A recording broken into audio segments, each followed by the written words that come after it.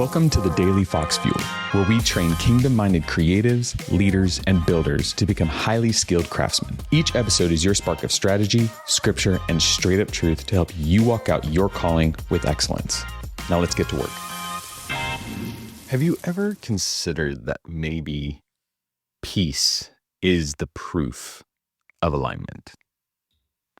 If things are constantly chaotic, or maybe you're looking at taking on a new job, a new role, maybe you are considering venturing out on something exciting, which is awesome. If there's not this certain level of peace, now I'm not saying I think sometimes we can overcomplicate this and over spiritualize this, and it just needs to be, there's no problems at hand. That's not what we're talking about here. But there has to be this underlying intentional, internal discernment of peace through the decision you're about to make, right? The thing that you're about to venture out to, the next step that you're about to take. Because if it's constantly chaotic, things are just it doesn't feel like it's aligning, it just might not be God. And we have to take a moment to pause and reflect on that and think on that. God never promised us an easy life. There is nowhere that it says that. There is no promise of that. But what's beautiful about God is that he did promise us peace.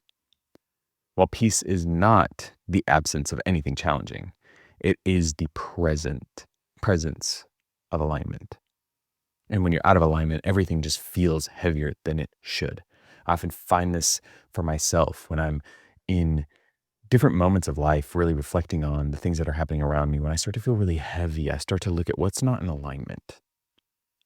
When the car starts shaking, you think there's an alignment issue. There's something not right. So what could be different? It might take some time to figure that out. It might not be. It might be immediate. But when you're aligned, you carry the same weight. But there's this supernatural grace with it that can come. Doesn't mean things have to go, but you have a different level of strength to hold it. Lack of peace can often be a signal.